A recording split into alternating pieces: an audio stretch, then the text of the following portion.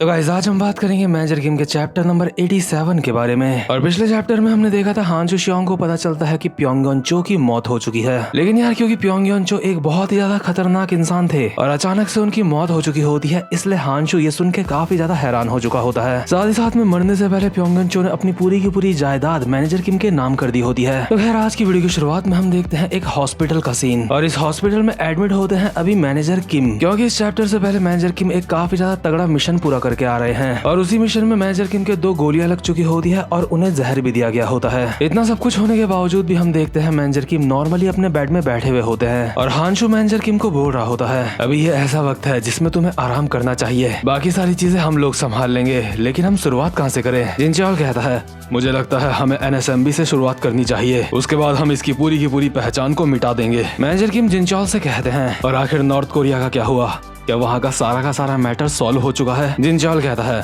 हाँ, कोड 66 के सारे रिकॉर्ड्स वहाँ से निपटा दिए गए हैं। मुझे लगता है तुम नॉर्थ कोरिया को हमेशा के लिए बाय बाय बोल सकते हो। मैनेजर किम राहत की सांस लेके बेड में लेट जाते हैं और कहते हैं, तो चलो फाइनली सब कुछ खत्म हो गया। लेकिन इतने में ही यहाँ पे मिंजी आ जाती है और दूर से ही मैनेजर किम को कहती है, डैड आप कैसा महसूस कर रहे हैं। मैनेजर किम कहते हैं, मैं ठीक हूँ, डॉक्टर्स ने रिपोर्ट में क्या कहा है। मिंजी मैनेजर किम का हाथ पकड़ के प्यार से कहती है, डॉक्टर ने कहा है आपको आराम करने की जरूरत है, अब आपको बिल्कुल भी काम नहीं करना कुछ वक्त तक। क्या आप अपने काम से थोड़े से वक्त के लिए ब्रेक नहीं ले सकते। डैड मुझे सच में आपकी काफी ज्यादा चिंता हो रही है, कहीं आपको कुछ हो ना जाए। मैनेजर किम मिंजी के सर पे हाथ रखते हैं और प्यार से कहते हैं, हाँ मैं समझ गया बेटा, मैं तुम्हारे साथ ही रहूंगा, अभी मैं कुछ काम नहीं करूंगा। जिनचॉल और हानशु ये सब कुछ देख रहे होते हैं और कहीं ना कहीं उन्हें जलन हो रही होती है, या फिर कहूँ हानशु को जलन हो रही होती है, क्योंकि उसकी बेटी नहीं होती, उसका बेटा होता है और वो भी एक नंबर का हरामी। जिनचॉल ये सब कुछ देखते हुए कहता है, सीरियसली बेटियां सबसे बेस्ट होती हैं, लेकिन हानशु तुझे कभी एहसास नहीं हो पाएगा कि एक बेटी का होने का मतलब क्या होता है। हानशु बेचारा अंदर से जल तो रहा ही होता है, लेकिन वो कर ही क्या सकता है। हानशु कहता है, ठीक है, लेकिन ये बताओ वो सब कुछ कैसा चल रहा है, सरचो के फ्यूनरल का क्या सीन है, आखिर वो कब होने वाला है। मैनेजर किम कहते हैं, सरचो का फ्यूनरल 1 हफ्ते के लिए पोस्टपोन हो चुका है। मुझे लगता है उन लोगों के मन में अब भी कुछ ऐसे सवाल हैं जिनके जवाब उन्हें नहीं मिले हैं। उन्होंने मुझसे कहा है वो सरचो की मौत की वजह पता लगा रहे हैं, साथ ही साथ में सरचो की जो पूरी की पूरी जायदाद है उसके बारे में भी वो कुछ सोच रहे हैं, मुझे नहीं पता। साथ साथ में उन्होंने ये भी कहा है कि उन्हें हमसे भी कुछ सवाल पूछने हैं, इसलिए वो अपने कुछ लोगों को यहाँ पे भेजेंगे हमारे पास। जिनचॉल कहता है,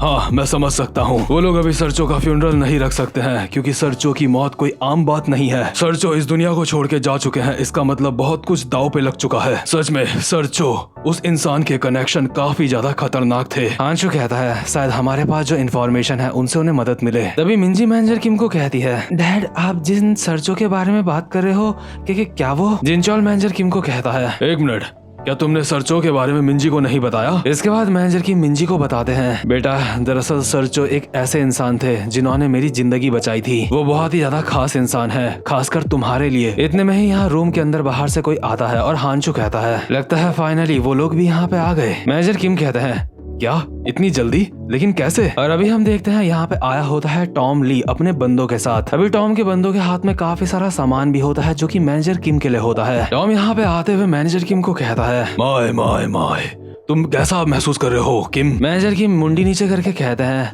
वो दरअसल मैं आपको कॉल करने ही वाला था, लेकिन क्योंकि मैनेजर किम सरचो की जायदाद के अब मालिक होते हैं इसलिए। टॉम के अभी पूरे के पूरे हाव भाव ही बदल जाते हैं। टॉम कहता है, अरे नहीं कोई बात नहीं, सब बढ़िया है, परेशान होने की कोई भी जरूरत नहीं है, अभी तुम्हारी हालत ठीक नहीं है, अभी तुम आराम करो, आराम से लेट जाओ, वैसे भी तुम्हें जल्दी से रिकवर होना होगा ताकि तुम अगले मिशन में जा पाओ, है ना। इसके बाद हम एक पुराना सीन देखते हैं जहाँ पे सैरा टॉम को कुछ बता रही होती है और टॉम काफी ज्यादा हैरान हो जाता है। टॉम का मुंह खुला का खुला रह जाता है और वो कहता है, क्या आखिर तुम क्या बोल रही हो, तुमने क्या कहा, मुझे समझ नहीं आया। सैरा अपना चश्मा ठीक करते हुए कहती है, ठीक है मैं आपको एक बार दोबारा से कह के बताती हूँ, सरचो की जायदाद में इतना पैसा है कि वो ईस्टर्न सैंडोंग को खरीदने के लिए काफी है, यानी कि विफैंग सिटी और विफाई सिटी के बीच का पूरा हिस्सा। और सैरा जिस एरिया की बात कर रही होती है असल में वो बहुत ज्यादा बड़ा होता है, जो कि टॉम के तो दिमाग से बाहर ही चला गया होता है, उसे पूरा का पूरा भी समझ नहीं आ रहा होता। टॉम खुद से बोल रहा होता है, विफैंग सिटी और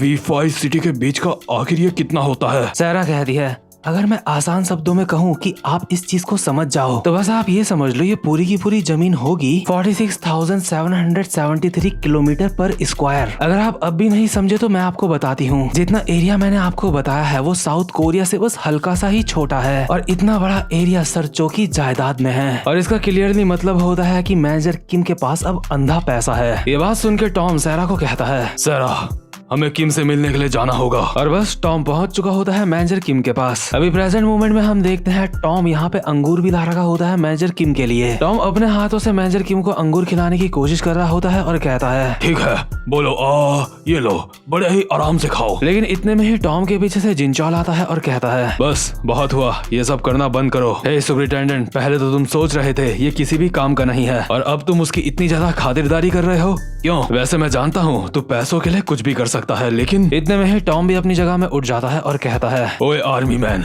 मैंने लास्ट टाइम तुझे छोड़ दिया था क्योंकि तू किम का दोस्त है, लेकिन आखिरकार तू बार बार मुझसे पंगा क्यों लेता रहता है? अगर मुझसे पंगा लेने में तुझे इतना ही मजा आता है तो क्यों ना हम अपने शरीर से बात करें? आजा, दो हाथ हो जाए, क्या कहता है? जिनचॉल कहता है, मुझे भी बहुत ज्यादा खुशी होगी, चल आजा। लेकिन इतने में ही यहाँ रूम के अंदर नर्स आती है और कहती है, हे सबके सब शांत हो जाओ, यहाँ पेशेंट के रूम के अंदर तुम्हें शांति बना के रखनी चाहिए। और ये जो नर्स होती है इसका नाम होता है यनोही ली। यनोही यहाँ पे आके सारे लोगों को कहती है, पेशेंट को अभी आराम की जरूरत है, इसलिए मैं चाहती हूँ आप सब के सब यहाँ से चले जाओ। अगर तुम लोगों ने यहाँ पे और ज्यादा हंगामा करने की कोशिश करी तो पेशेंट को हमें जबरदस्ती यहाँ से डिस्चार्ज करना होगा। टॉम हंसते हुए अपने साथ के बंदे को कहता है, तुमने सुना उसने क्या कहा? वो जबरदस्ती डिस्चार्ज कर देगी हमारे पेशेंट को। टॉम के साथ के बंदे भी अभी हंस रहे होते हैं, और जो योंगचॉल होता है नर्स के सामने आके कहता है, हे यंग लेडी, तुम्हें क्या लगता है अगर तुम हमें ऐसे कहोगी तो हम तुमसे डर जाएंगे? या तुम्हें ऐसा लगता है कि हम उस तरीके के इंसान हैं जिन्हें तुम यहाँ से जाने के लिए कहोगी और वो चले जाएंगे? नर्स की अभी इन लोगों को देख के फट चुकी होती है, लेकिन योंगचॉल लोग यहाँ रूम से बाहर जाते हुए कहते हैं, तो ठीक है हम यहाँ से चलते हैं, हमें यहाँ से चलना चाहिए। वैसे भी डॉक्टर्स और नर्सेज हॉस्पिटल की बॉस होती हैं और हमें नर्स लोगों का कहना मानना चाहिए। चलो सबके सब चलें। हाँ, वैसे भी ये जो मेडिकल फील्ड के लोग होते हैं बैटल फील्ड में ये हमारी एक उम्मीद होते हैं। ठीक है किम, हम यहाँ से जा रहे हैं, अपना अच्छे से ध्यान रखना। और ये कहते हुए टॉम जिनचॉल लोग यहाँ से चले जाते हैं, और मिंजी एक राहत की सांस लेके अपने मन में कहती है, सीरियसली कम ऑन, ये किस तरह के लोग थे? आखिर वो लोग यहाँ पे आए क्यों थे अगर उन्हें यहाँ पे हंगामा करना था? इसके बाद नर्स मैनेजर किम का हाथ पकड़ती है और कहती है, ठीक है मैं आपकी स्लीव्स ऊपर करके आपके इंजेक्शन लगा रही हूँ, इससे आपको हल्का सा दर्द हो सकता है। लेकिन जैसे ही नर्स मैनेजर किम के इंजेक्शन लगा रही होती है इतने में ही उसके पीछे से टॉम आ जाता है और नर्स का हाथ पकड़ के कहता है, देखा मुझे पता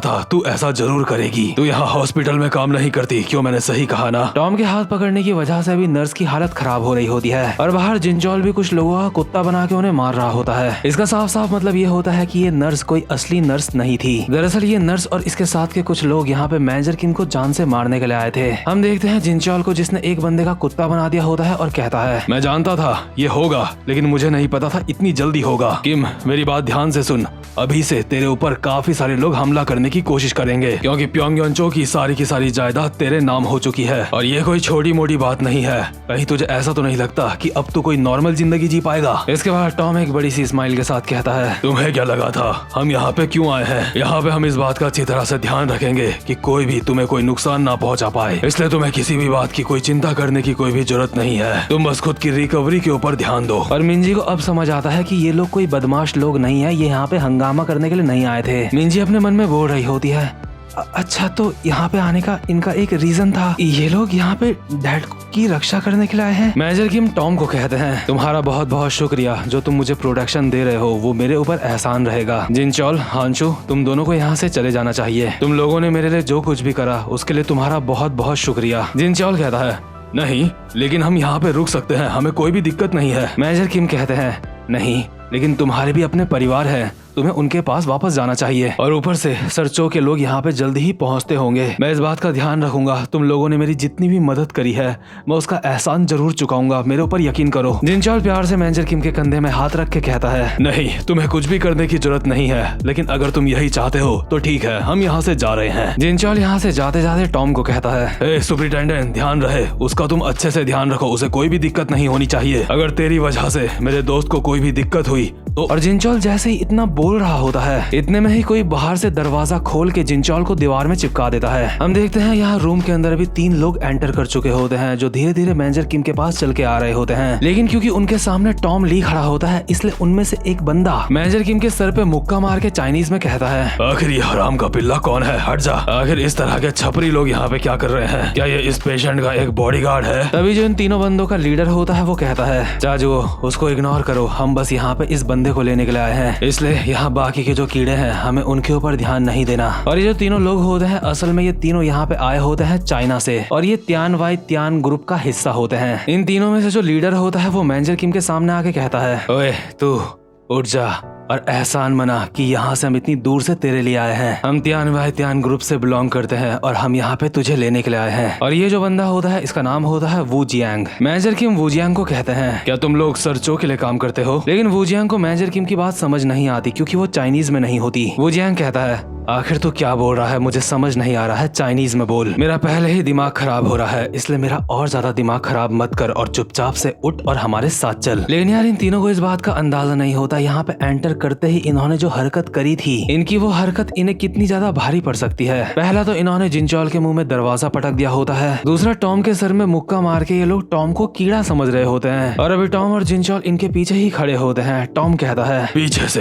से मेरे सर के पीछे से मारा मुझे। टॉम ने अभी इनमें से एक बंदे की उंगलियां मोड़ के उसकी हालत खराब कर दी होती है, और जिनचोल ने दूसरे बंदे की गर्दन पकड़ के उसकी सांस रोक दी होती है। जिनचोल ने जिस बंदे की गर्दन पकड़ रखी होती है वो बोल रहा होता है, सर यहाँ पे आओ, हमें बचाओ। और जो इन दोनों का बॉस होता है यानी कि वू जियांग, वो एक गहरी सी सांस लेके कहता है, इसीलिए मैं यहाँ पे अकेला आना चाहता था। और वू जियांग टॉम और जिनचोल के बीच से निकलता हुआ दरवाजे की तरफ जा रहा होता है। टॉम को समझ नहीं आ रहा होता है कि वो आखिर जा कहाँ रहा है। टॉम कहता है, क्या आखिर तू कहाँ जा रहा है। लेकिन वू जियांग जा रहा होता है दरवाजा बंद करने के लिए। वू जियांग दरवाजे को पूरी तरह से लॉक कर देता है और कहता है, मैंने दरवाजा बंद कर दिया है, क्या तुम लोग इसका मतलब जानते हो। इसका मतलब यह है कि तुम में से यहाँ से कोई भी बाहर नहीं जा सकता। और यार वू जियांग की इतनी जबरदस्त हिम्मत देख के मिंजी अपने मन में सोच रही होती है, क्या आखिर ये इंसान कौन है जिसके अंदर इतनी ज्यादा हिम्मत है। लेकिन वू जियांग दरवाजा लॉक करता है और अपना कोट निकालते हुए कहता है, तुम लोगों को देख के लगता है तुम लड़ने के बारे में 1-2 चीजें जानते हो, लेकिन मेरे देश में तुम जैसे लोग सड़क में चलते रहते हैं, तुम लोग बच्चे हो अभी। यहाँ तक कि मिंजी भी अब वू जियांग को देख के सोच रही होती है कि कहीं इसका दिमाग तो खराब नहीं हो गया, आखिर ये बोल क्या रहा है। लेकिन वू जियांग के अंदर एक अलग ही तरीके का कॉन्फिडेंस होता है। वू जियांग कहता है, मैं तुम बच्चों को सिखाऊंगा कि असली मुक्का किसको कहते हैं, इसलिए तुम सारे के सारे मेरे ऊपर एक साथ हमला कर सकते हो, आ जाओ। चिंता मत करो, मैं तुम्हें मारने के लिए सिर्फ अपने एक हाथ का इस्तेमाल करूंगा, इसलिए आ जाओ सारे के सारे। तो भाई लोग आपको क्या लगता है, क्या वू जियांग सच में इतना ज्यादा ताकतवर होगा कि उन सबको अकेला मार देगा, मतलब कि टॉम ली, जिनचोल, हानशु और 2 जो और बंदे हैं वहाँ पे उनको। तो खैर ये सब कुछ हम देखेंगे नेक्स्ट चैप्टर में, लेकिन ये वाला चैप्टर यहीं पे खत्म होता है। उम्मीद करता हूँ कि आपको आज की वीडियो भी अच्छी लगी हो, और जो कोई चैनल पे पहली बार आया है चैनल को सब्सक्राइब जरूर से कर लेना। अब मैं मिलूंगा आपसे अपनी नेक्स्ट वीडियो में, तब तक के लिए गुड बाय।